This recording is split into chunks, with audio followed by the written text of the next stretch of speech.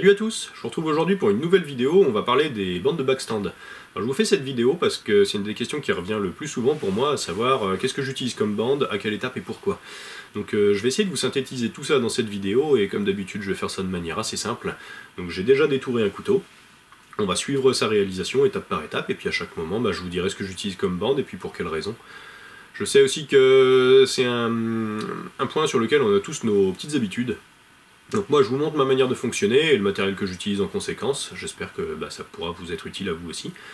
Pour ceux qui voudront retrouver les bandes aussi que je vous présente, il y aura tout en description de la vidéo. Je vous mets des liens, je vous rappelle que j'ai un partenariat avec Prix Abrasif qui me permet de mettre des liens d'affiliation. Donc tous ceux qui passeront par ces liens, je vous en remercie par avance. Et voilà, maintenant que tout ça c'est dit, on va pouvoir donc passer à la réalisation de notre modèle. Comme je vous l'ai dit, il a déjà été détouré, donc là à la scie à ruban, et on va passer à la première étape sur le backstand, donc le détourage fin à l'aide de nos bandes. Le détourage, c'est une étape sur laquelle on a tendance quand même à pas mal bousiller les bandes. Donc ce que je fais, c'est que j'utilise des bandes céramiques, qui sont un petit peu fatiguées, que j'utilise plus pour les émoutures, et je démarre au grain 60. Une fois que c'est propre, je fais ça au grain 120.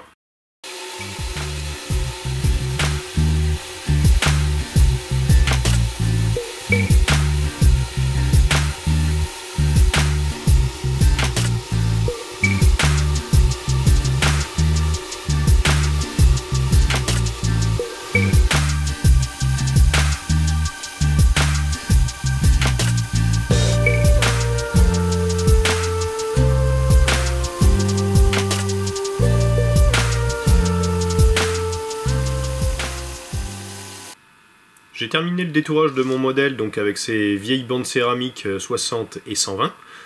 J'ai vérifié qu'il ne restait aucune rayure profonde sur aucune partie du couteau parce que ça simplifiera le travail par la suite. Maintenant que c'est fait, on va pouvoir passer au travail des émoutures avant trempe. Donc je précise avant trempe parce que je vais dégrossir en fait les émoutures uniquement. J'ai fait mes petits repérages ici. Donc mes deux petites lignes qui me servent de repère, et puis du coup je vais affiner tout ça. J'ai laissé quand même volontairement de l'épaisseur, il y a entre 7 et 8 dixièmes je pense, pour éviter que ça voile à la trempe. Donc pour cette partie-là, ce que je vais faire, c'est que je vais toujours utiliser de la bande céramique, et à nouveau en grain 60 et 120, pour avoir un rendu qui soit quand même suffisamment propre aussi. J'aime pas faire mes traitements thermiques directement en sortie de 60, donc j'utilise ces deux grains-là. Concernant ces bandes céramiques, j'utilise essentiellement trois modèles. Les bandes Schrader, qui vont être les moins chères des trois, des 767F de chez 3M, qui vont avoir un prix intermédiaire, et puis des Cubitron 2, toujours de chez 3M, qui seront les plus chers des trois. La différence entre les trois, je trouve que ça va être une question de durabilité. Alors j'ai pas fait d'études comparatives très précises, c'est vraiment une question de ressenti là que je vous donne, mais en tout cas, pour moi, le prix va avec la durée de vie des bandes, il n'y a pas de miracle. Donc j'utilise ces trois-là, ça dépend des finances au moment de mes commandes en gros, donc je prends les unes ou les autres, mais en tout cas j'utilise les trois. Pour cette émouture, du coup, je vais utiliser le grain 60 en Schrader, je vais vous montrer ce que ça donne comme rendu, et puis ensuite je passerai avec de la Cubitron 2 en 120, juste derrière. Une petite précision d'ailleurs pour cette bande là, je trouve qu'il faut faire un peu attention quand on l'utilise, parce qu'elle a tendance un peu à coller, à attirer la lame je trouve. C'est vraiment différent en sensation de ce qu'on peut avoir avec un grain beaucoup plus gros comme on aurait sur du 60 ou du 80. Et donc faut faire gaffe dans le sens où on a vite fait de se faire entraîner la lame et puis de faire une erreur dessus. Donc c'est dommage, ça peut abîmer une émouture juste pour une erreur d'inattention. Donc c'est bien d'en être conscient un peu au départ. Voilà, je tenais à préciser ça parce que je trouve qu'il y a une sensation un peu particulière avec cette bande.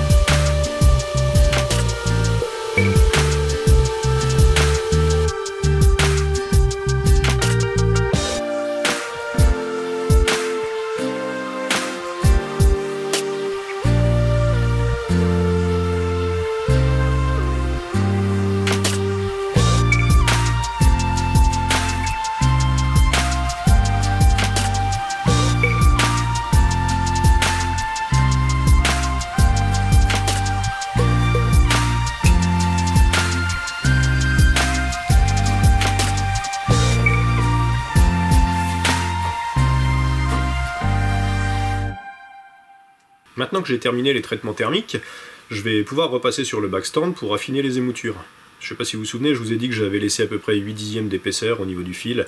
Donc on va reprendre les flancs pour que le couteau ait un tranchant beaucoup plus fin et une bonne qualité de coupe au final. Donc même programme qu'auparavant, on va utiliser des bandes céramiques en grain 60 et puis en grain 120. Et donc on va affiner tout ça jusqu'à l'épaisseur souhaitée. Pour ces bandes d'ailleurs, je vous conseille de prendre des bandes qui sont quand même en forme. Parce que le couteau, comme il a été trempé, l'acier est plus dur, et si vous utilisez des vieilles bandes, d'une part ça va chauffer déjà, donc ça c'est pas terrible. La deuxième chose, c'est que vous allez y passer des heures, et puis en plus si la bande elle est abîmée, ça peut vous créer des creux, des bosses, des facettes, enfin bref, ça fait du travail généralement qui est pas super propre. Donc si c'est pas le cas, je vous conseille de changer de bande, de passer sur quelque chose d'assez neuf. Et c'est parti. Une fois qu'on aura fait tout ça, on va pouvoir passer sur d'autres bandes. Là, ce sera donc les Gator, moi que j'utilise. C'est probablement celle que je préfère de bande d'ailleurs. Parce que on a déjà une finition satinée qui est assez jolie, ça affine vraiment les rayures. Et ensuite, en termes de sensation, il y a une glisse qui est particulière avec ces bandes-là, je trouve vraiment excellente à utiliser. Donc d'excellentes bandes qui permettront d'avoir une jolie finition. Je vais utiliser du A100, du A45 et du A30 en équivalent, ça fait du 200, du 400 et du 600. J'irai pas au-delà parce que le couteau que je suis en train de faire, je vais le sabler, donc ça sert à rien d'aller plus loin. S'il y a des petites retouches à faire, je les ferai à la ponce et puis à la main, avant le sablage, mais voilà, ça devrait déjà être pas mal. Donc on va s'occuper de tout ça, et puis on verra la suite après.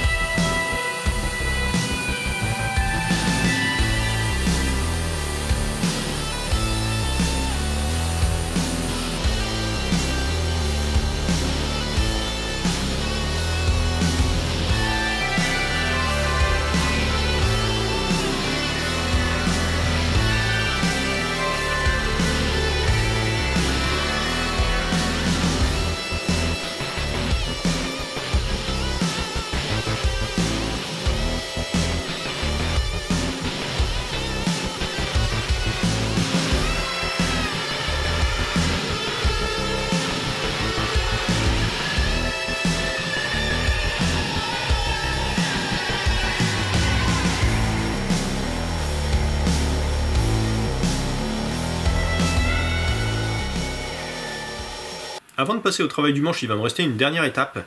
Je vais reprendre tous les contours de mon couteau pour que l'ensemble soit vraiment impeccable. J'aime bien qu'à chaque étape ce soit tout propre, donc je vais faire ça parce que là c'est encore brut de trempe, avec des bandes Trisact. Cette fois c'est des Trisact normales, pas des Gator, c'est de l'oxyde d'alumine aussi, comme les autres, sauf que celles-ci sont très fines. J'aime mieux utiliser ça parce que pour des parties comme les passe-doigts ou alors si j'ai des courbes qui sont plus fermées que sur ce couteau-là, j'ai une meilleure sensation avec, je trouve que j'ai plus de précision. Donc j'aime bien utiliser celle-ci. Il y a quand même un petit truc à savoir, c'est qu'au niveau du raccord ici, à chaque passage de bande, ça a tendance à claquer quand même un peu. Donc pour compenser ça, moi j'ai ajouté sur ma platine de backstand une toile graphitée que je colle avec de la colle en spray, et puis ça peut se changer quand c'est usé au fur et à mesure. L'autre intérêt d'ailleurs de cette toile graphitée, c'est que quand vous utilisez le backstand assez longtemps, ça limite l'échauffement de la platine. Donc pour ces deux choses là, moi je l'ai ajouté. Et j'aime quand même assez bien travailler avec ces bandes, même si elles ont tendance à claquer un petit peu.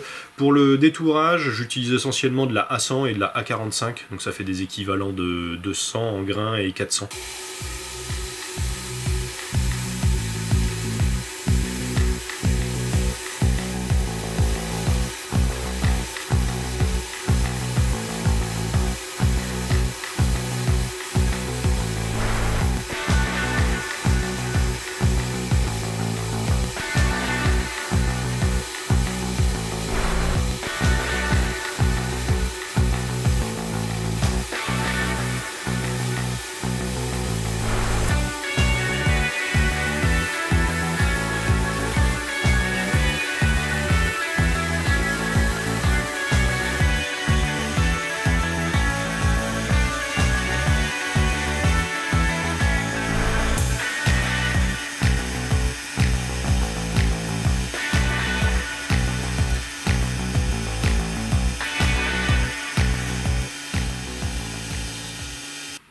Avant de passer à la suite, il y a encore deux bandes dont je voulais vous parler, puis que je vous ai pas montré jusqu'à présent.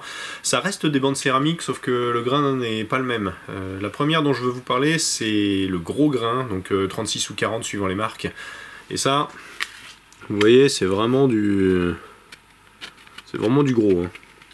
Je sais qu'il y a des personnes qui utilisent ça pour dégrossir les émoutures assez rapidement. Moi, je déteste les utiliser pour ça. J'aime pas du tout la sensation. Du coup, c'est pas des bandes que je vais utiliser pour la partie acier.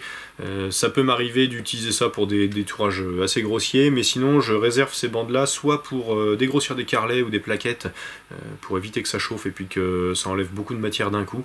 L'autre chose, c'est pour des pièces que j'aurais forgées quand je veux enlever la calamide, par exemple, remettre mon barreau bien à plat. Je trouve que pour ça, ça va bien. Donc voilà, j'utilise ça pour ces choses-là, mais pas pour faire les émoutures. Et l'autre bande que j'utilise, c'est du grain 80, toujours en céramique. Et celle-ci, je l'utilise plutôt pour des mises en forme de manches, par exemple, ou voilà, dégrossir des formes sur le bois. Je trouve que c'est pas mal pour ça, c'est un bon compromis. C'est ni trop fin, donc ça chauffe pas trop le bois, ni trop épais, donc ça laisse pas non plus de trop grosses marques. Et voilà, j'aime bien les utiliser pour ça.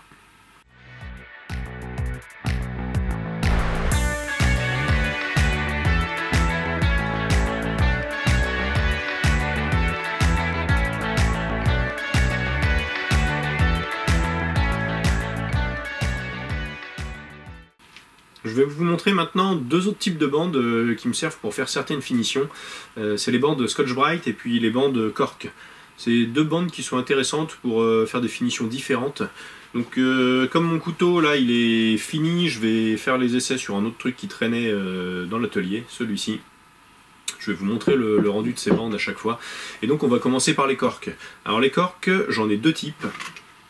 J'ai des bandes comme celle-ci, où donc les corks c'est du liège, donc les bandes qui sont noires comme celle-ci, elles sont imprégnées d'un abrasif.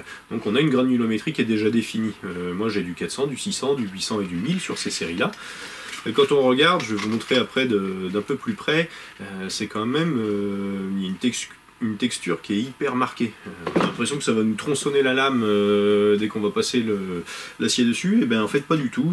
Après c'est des bandes avec lesquelles il ne faut pas trop appuyer non plus.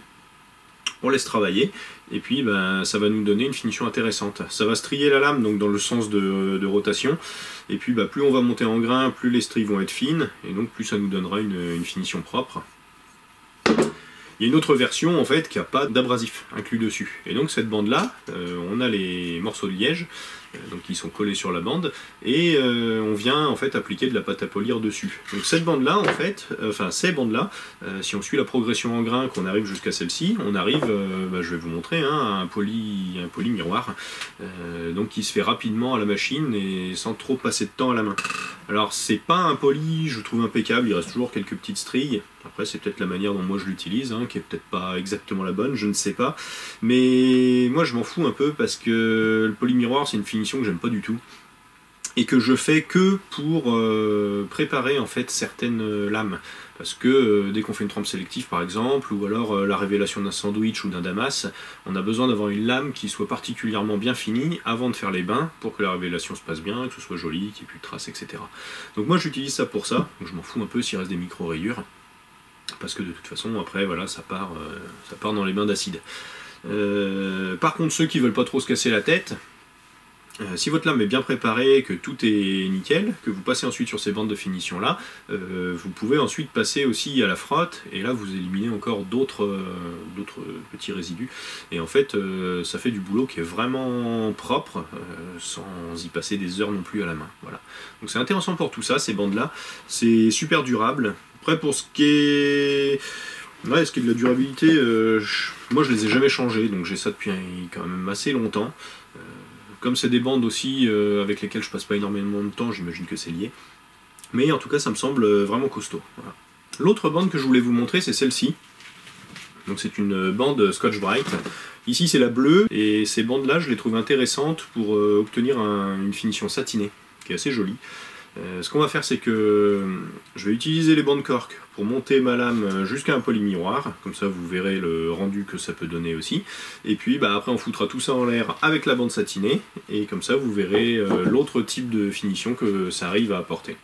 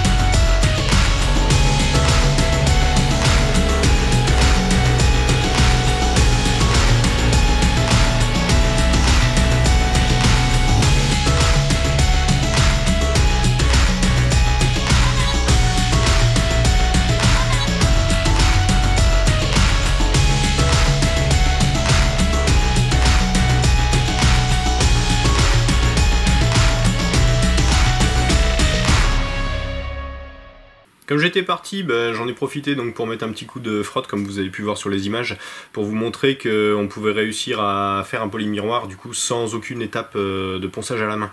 Là vraiment il y a zéro coup de papier de verre là-dessus, hein. C'est que les bandes qui m'ont amené à ça. Alors c'est pas impeccable parce que j'ai fait aussi certaines étapes un peu à la va-vite et on retrouve quelques petites rayures que j'avais pas enlevées avec certains grains précédents. Mais comme vous avez pu voir, en tout cas ça fonctionne quand même et le résultat il est pas si mal. Donc maintenant qu'on a fait ça, je vais mettre un coup de bande Scotch Brite comme je vous le disais auparavant. Ça va nous donner une finition qui va être satinée, donc je vous montre les résultats, et puis pour terminer la vidéo, je vous montrerai quelques images du couteau qu'on a commencé début de vidéo et puis qui est maintenant terminé. Quelques petites précisions avant de terminer aussi, les bandes de finition là dont on a parlé, c'est des bandes avec lesquelles il faut faire un peu attention. Il peut arriver en fait que ça attrape un peu la lame et que ça l'emmène. Donc il faut avoir une prise ferme quand même pour pas qu'il nous arrive des problèmes. Sinon ce qui est possible c'est d'inverser du coup la lame et puis travailler avec la bande dans ce sens là. Moi j'aime pas trop travailler comme ça parce que je vois pas bien ce que je fais, donc je travaille toujours comme ça. Ça m'est jamais arrivé hein, que la bande attrape la lame, mais bon je sais que c'est déjà arrivé à d'autres et il faut quand même se méfier un petit peu. Voilà, sur ce je crois que je vous ai montré un peu tout ce que je faisais avec les bandes que j'utilise. J'espère que ça aidera certains d'entre vous. Comme je vous ai dit en début de vidéo, vous pouvez retrouver donc toutes les bandes, tout est en description de la vidéo. Il y a des kits, elles sont à l'unité, etc. Voilà, ça je vous laisse farfouiller, vous retrouverez tout. Et puis je vous dis à bientôt dans une prochaine. Allez, ciao!